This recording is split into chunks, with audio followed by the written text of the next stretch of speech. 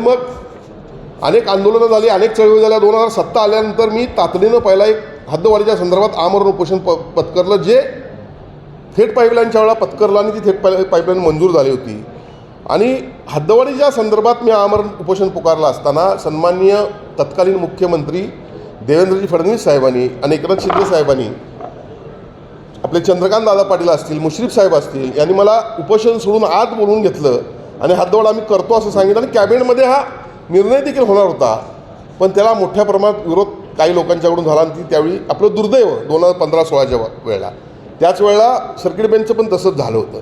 त्यानंतर बराच वेळ गेल्यानंतर आता परत एकदा ही संधी होती आणि त्यामुळं सन्माननीय एकनाथ शिंदे साहेबांच्या माध्यमातून हद्दवाढीसाठी मी सातत्यानं प्रयत्न करत होतो.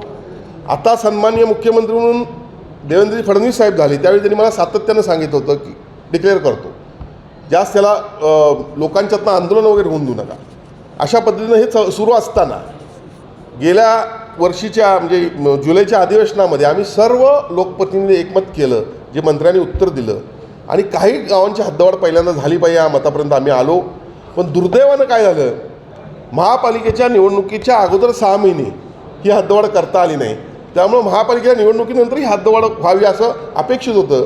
पण दुसरं दुर्दैव आता असं झालं की आपली जी लोकसंख्येची मोजणीचा विषय सुरू आहे ती 2027 मार्चपर्यंत आपला हद्दवाढ करता येणार नाही, असा एक दुसरा नियम आहे. आणि त्यामुळं हद्दवाढ होणार नाही अशातला भाग नाही आहे. हद्दवाढ अटळ आहे. पहिली 10 गावं, 15 गावं, 20-50 गावं जे काय असतील. आता पुन्हा एक मतप्रवाह असा आलेला आहे काही प्रमुख नेत्यांच्या मते की सगळे एकदमच करा, पण कुणाला दुखवून न करता विश्वासात घेऊन ही 10 गावं पहिली घेऊन हद्दवाढ निश्चितपणे पुढच्या अधिवेशनामध्ये, मार्चच्या म्हणजे अर्थसंकल्पीय अधिवेशनामध्ये निश्चितपणे आम्ही करू. या गोष्टीची माहिती देण्यासाठी मी आपल्याला या ठिकाणी बोललो आहे. आपण बघित असाल, मी त्या लक्षवेधीला उपप्रश्न देखील मुद्दाम विचारले, कारण आत्ताही अडचण आहे, पण 2027च्या मार्चनंतर ही अडचण नसल्यामुळं तुम्ही हद्दवाढ नक्की करणार का हा देखील प्रश्न मी विचारला. तर हद्दवाढ व्हावी हे सन्माननीय मुख्यमंत्री, इवन कैलासवासी अजितदादा पवार यांनी देखील इथं आपल्या एका कार्यक्रमात जाहीरपणे म्हटलं होतं की तुम्ही काय विरोध करताय मला कळत नाही.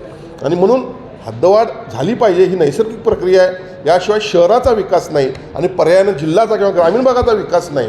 पण ग्रामीण भागातील लोकांच्या डोक्यात काहीतरी वेगळ्या पद्धतीची संकल्पना घालून त्यांना थोडं आंदोलनात्मक निर्णय चुकीचा आहे.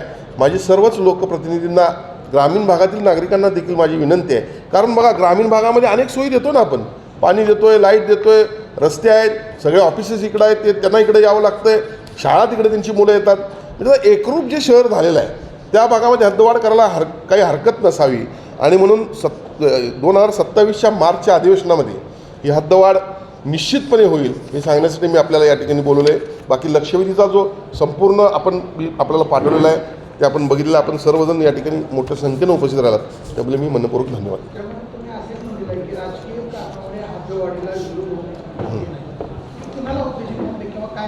बघा, राजकीय कारण मला कोणाला दोष द्यायचा नाही किंवा कोणावर आरोप करायचा नाही. यामध्ये लोकप्रतिनिधीला त्या भागातील नागरिकांचं थोडं म्हणणं ऐकून घ्यावं लागतं, त्यांना ते प्रेशर असतं.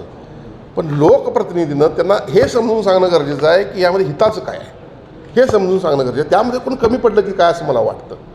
कारण सगळ्या आपण सोयीसुविधा त्यांना देतो, पुढच्या काळामध्ये देणार आहोत. आणि ही नैसर्गिक प्रक्रिया आहे. कोल्हापूर, जगामध्ये कोल्हापूरची हद्दवाढ होते का? तर जी प्रगत आता शहर आहेत त्या सगळ्याची हद्दवाढ झाली आहे. मग आपण आपल्या शहराला प्रगतीपासून थांबवणार आहे का? ही फॅक्ट आहे. सांगितलं मी, सगळ्यांचं एकमत झालेलं आहे. माझ्यापेक्षा जबाबदार मंत्र्यांनी त्या उत्तर दिलेलं आहे आपल्याला अधिवेशनामध्ये. त्यांनी सांगितलं मी झालं मी प्रयत्न करणार.